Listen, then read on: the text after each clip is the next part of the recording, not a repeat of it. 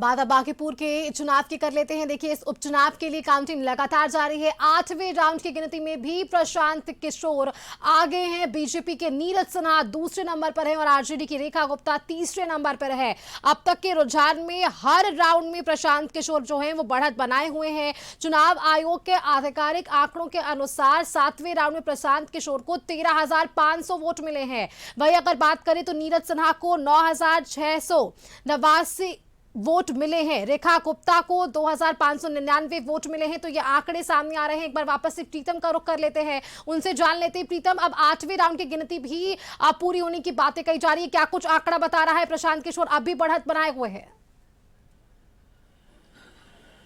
बिल्कुल तेजी से नतीजे आने लगे हैं। पहला रुझान जो है और सुबह 10 बजे के आसपास आया था और मात्र 2.5 घंटे के अंदर जो है 7वें दौर की मतगणना की जानकारी, 7वें दौर के रुझान की जानकारी लोगों को दी जा चुकी है।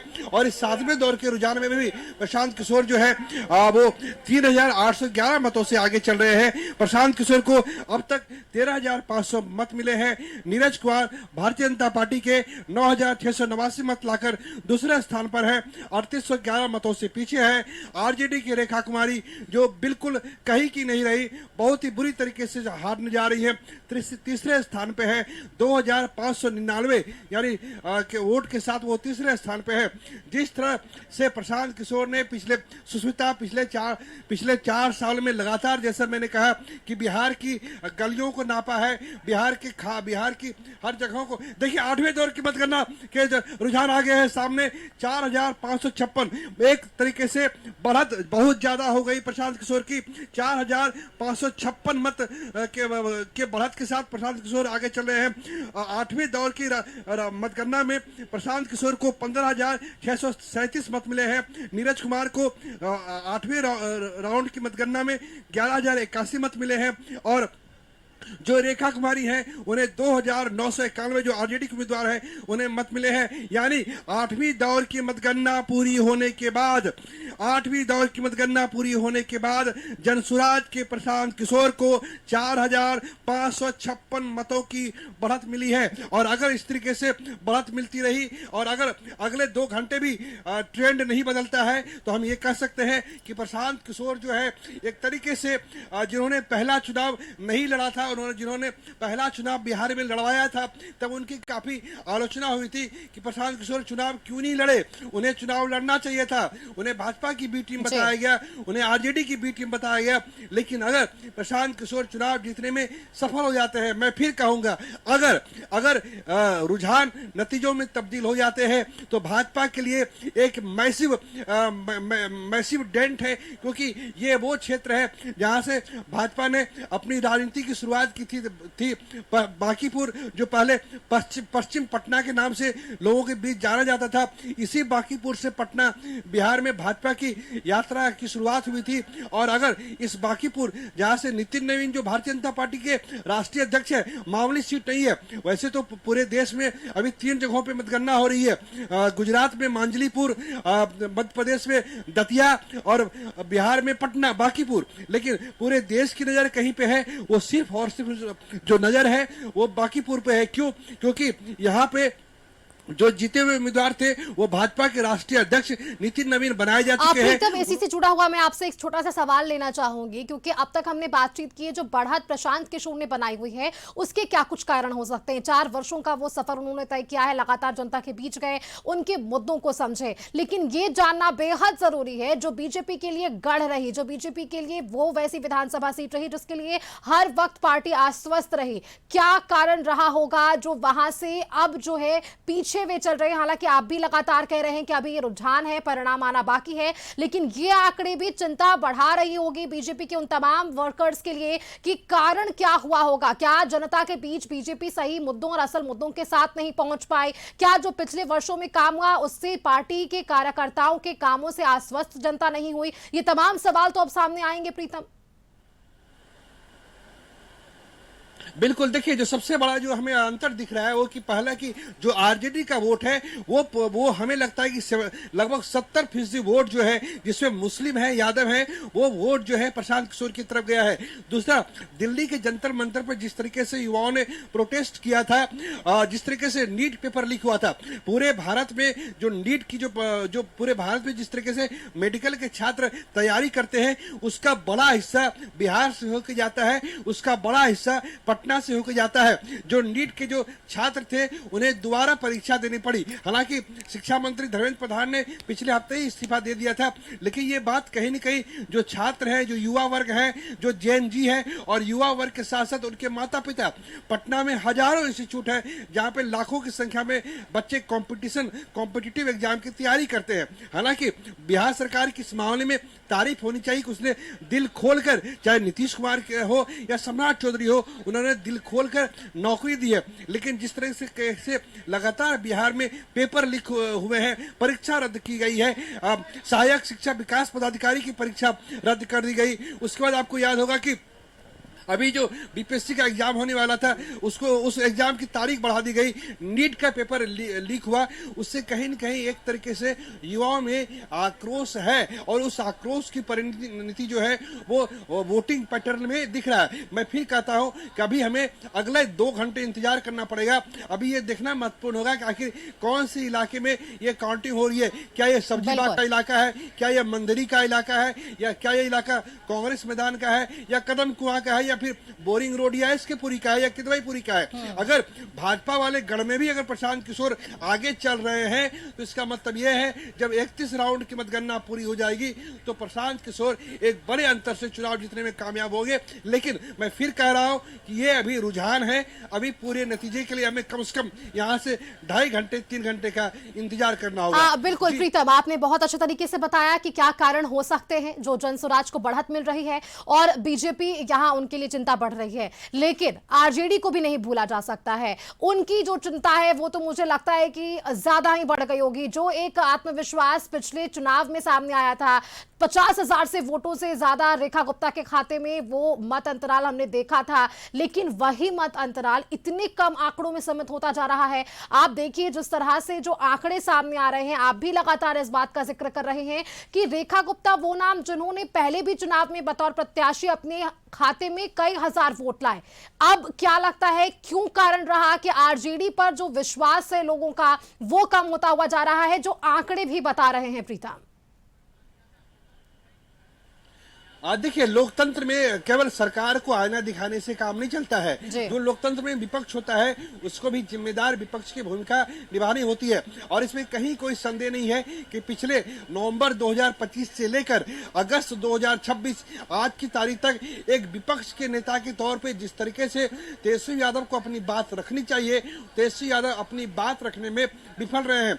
आप जो आरजेडी के जो बड़े नेता है, जो विधायक चुन के आए हैं, जब आउट ऑफ द रिकॉर्ड उनसे बात करेंगी सुष्मिता, तो वो कहीं न कहीं तेजस्वी यादव के नेतृत्व से नाराज नजर आते हैं। उनको लगता है कि जिस तरह से नेतृत्व लालू यादव ने किया था उस तरह के नेतृत्व को देने में तेजस्वी यादव असफल रहे हैं। आप सोचिए ना कि मानसून सत्र जैसा महत्वपूर्ण सत्र होता है, 5 दिन होता है, आप सरकार को अपने सवाल के जरिए घेर सकते हैं। आरजेडी को तेजस्वी यादव को बोलने के लिए सदन में पूरे 25 मिनट का समय मिलता है। बिहार विधानसभा में किसी भी विपक्ष के नेता को 25 मिनट बोलने का समय कम नहीं होता है। वो चाहे तो सरकार को घेर सकते हैं, वो चाहे तो सरकार के खिलाफ अविश्वास प्रस्ताव ला सकते हैं, वो चाहे तो सरकार के खिलाफ कार्य स्थगन प्रस्ताव ला सकते हैं, प्रश्नकाल स्थगित करा सकते हैं। लेकिन 5 दिन जो 20 जुलाई से लेकर 24 जुलाई तक बिहार विधानसभा की कार्रवाई रही, उसमें तेजस्वी यादव कहाँ थे? तेजस्वी यादव बाहर में सैर सपाटा कर रहे थे। हो सकता है कि ये सैर सपाटा उनकी निजी जिंदगी हो, हमें उनके बारे में कुछ नहीं कहना है, लेकिन अगर विपक्ष के नेता है तो उन्हें खुलकर खेलना होगा। और जहां स्पेस बनेगा राजनीति में, उस स्पेस को दूसरे लोग कवर करेंगे।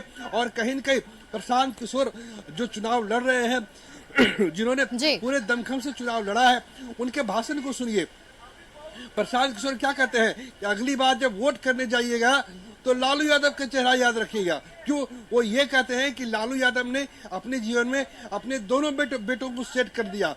आपको क्या मिला? वो क्या कहते हैं, अगली बार जब जाइएगा तो भाजपा के नेताओं का चेहरा याद कीजिएगा। क्यों?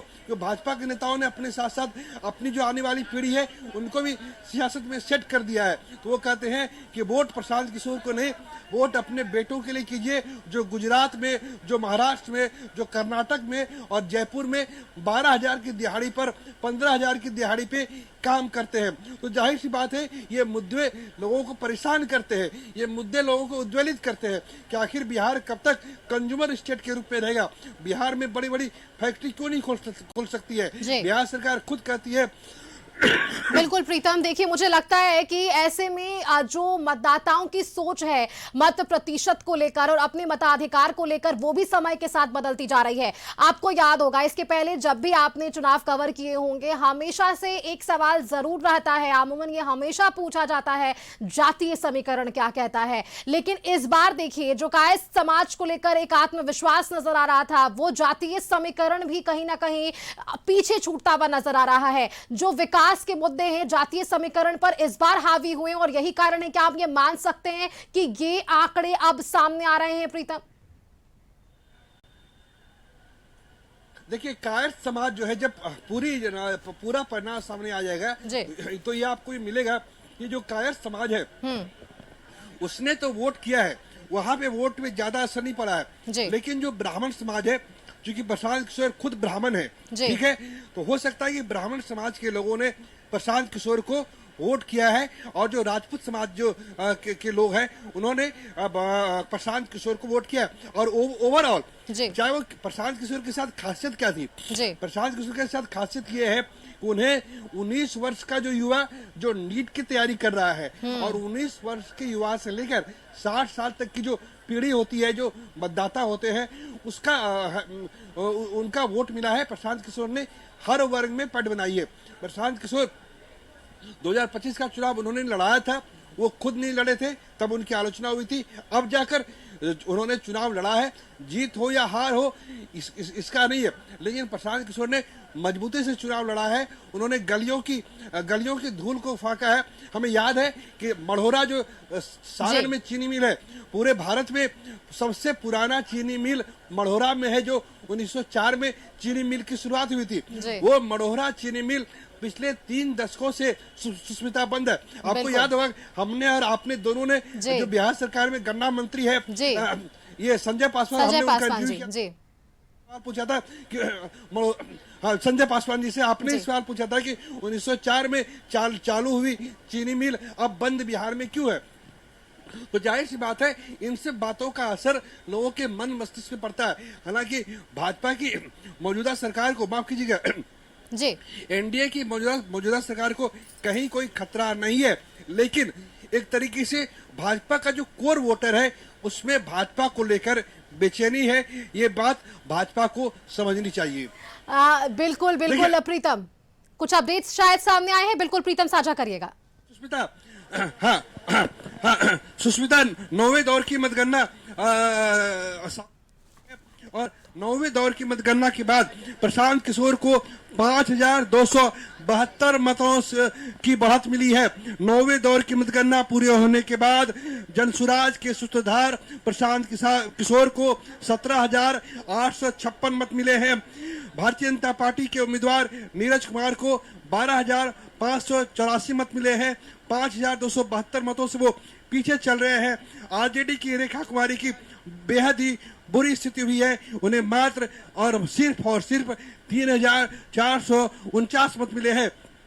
यानी 31 राउंड की जो मतगणना होनी है उस मतगणना में से 9 दौर की मतगणना पूरी हो चुकी है। बिल्कुल प्रीतम, तो जो आंकड़े आपने बताए हैं कि 9वें राउंड की गिनती जो है वो भी पूरी हो चुकी है और टेलीविजन स्क्रीन पर आपके सामने वो आंकड़े थे कि किस तरह से आंकड़े एक बार वापस से अपने दर्शकों को हम बताते हैं। प्रशांत किशोर 17,856 वोट से इस वक्त आगे चल रहे हैं और वहीं नीरज सिन्हा के खाते में अब तक 12,584 वोट हैं। वहीं अगर रेखा गुप्ता की बात करें तो 3,000 3,449 वोट उनके खाते में है। प्रीतम, बहुत शुक्रिया आपका हमारे साथ जुड़ने के लिए। पल पल की अपडेट्स आप हमारे दर्शकों तक बनाए हुए हैं, नजर लगातार बनाकर रखिएगा। तो देखिए जिस तरह से बढ़त लगातार बनी हुई है और जो आंकड़े बता रहे हैं, ये बता रहा है कि 5,000 से ज्यादा वोट जो हैं अब भी हासिल करने होंगे नीरज सिन्हा को आगे बढ़ने के लिए।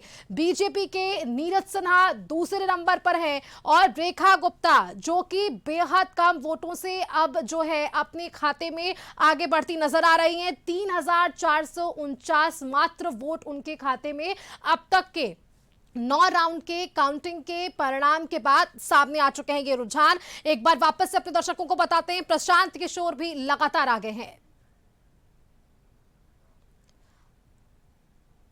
न्यूज रूम से हमारे साथ आउटपुट हेड आशुतोष मिश्रा जी जुड़े हुए हैं, सीधा उनका एक बार रुख करते हैं। आशुतोष जी, अभी अभी अपडेट सामने आई, हमारे संवाददाता प्रीतम जो लगातार आंकड़े बता रहे हैं, उन्होंने जानकारी साझा की है 9वें राउंड की जो गिनती है वो पूरी हो चुकी है और प्रशांत किशोर के खाते में 17,856 वोट है, 12,584 वोट नीरज सिन्हा के खाते में है और बेहद कम वोट से आगे आरजेडी की जो प्रत्याशी है रेखा गुप्ता 3,449 वोट से चल रही है। ये वो आंकड़े बता रहे हैं जो पहले राउंड से जो गिनती थी आशुतोष जी, वो बढ़त जो प्रशांत किशोर ने पहले राउंड से बनाई वो अब तक के राउंड यानी कि 9वें राउंड तक लगातार जारी नजर आई है।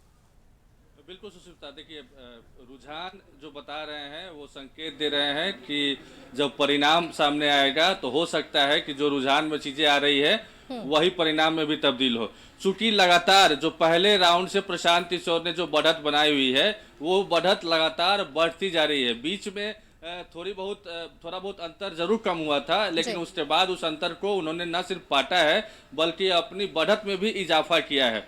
बिल्कुल सही कहा आपने कि 5,272 वोटों से 9वें राउंड, जो कि इलेक्शन कमीशन ऑफ इंडिया की साइट है, जो ऑफिशियल साइट है, उसके मुताबिक 5,272 वोटों से अब तक प्रशांत किशोर आगे हैं। हालांकि अभी भी 22 राउंड की गिनती बाकी है, टोटल 31 राउंड की गिनती होनी है। लेकिन जनसुराज के जो समर्थक हैं या जनसुराज से जुड़े हुए जितने भी लोग हैं वो आशान्वित हैं कि जो रुझान अब तक जो ट्रेंड सामने आ रहा है वो 31वें राउंड तक भी ट्रेंड आएगा और जो बढ़त है वो और भी उसमें इजाफा होगा और अंतर बीजेपी और प्रशांत किशोर में इतना ज्यादा होगा जो कि शायद अपेक्षा प्रशांत किशोर ने भी नहीं की होगी। तो ये अच्छे संकेत है जनसुराज के लिए।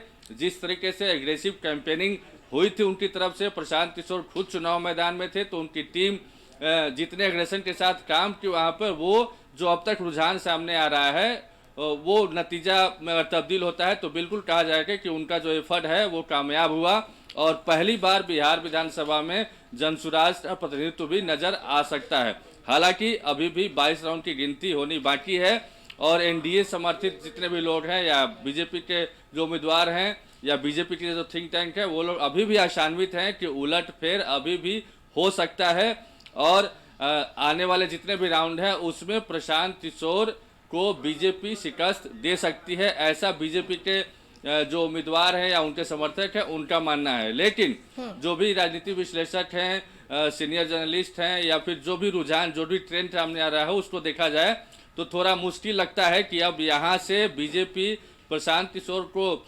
शिकस्त दे पाए। तो ये बिल्कुल बड़ी खबर है, चौंकाने वाली खबर है कि बांकीपुर में जो कि 1995 से लगातार बीजेपी के खाते में वो सीट थी, पहले नवीन किशोर सिन्हा फिर उनके पुत्र नितिन नवीन लगातार वहां से जीतते आ रहे हैं, बीजेपी का गढ़ मानी जाती है। वहां पर प्रशांत किशोर यानी जनसुराज पहली बार वहां पर मैदान में उतरता है और उसके बाद नतीजा उसके अनुकूल आता है। सुष्मिता, बिल्कुल आपने ठीक कहा आशुतोष जी, कुछ और समीकरणों पर हम बातचीत करेंगे लेकिन आप बने रहिएगा हमारे साथ। वक्त यहाँ पर फिलहाल एक छोटे से भी ब्रेक का है, जल्द लौटेंगे।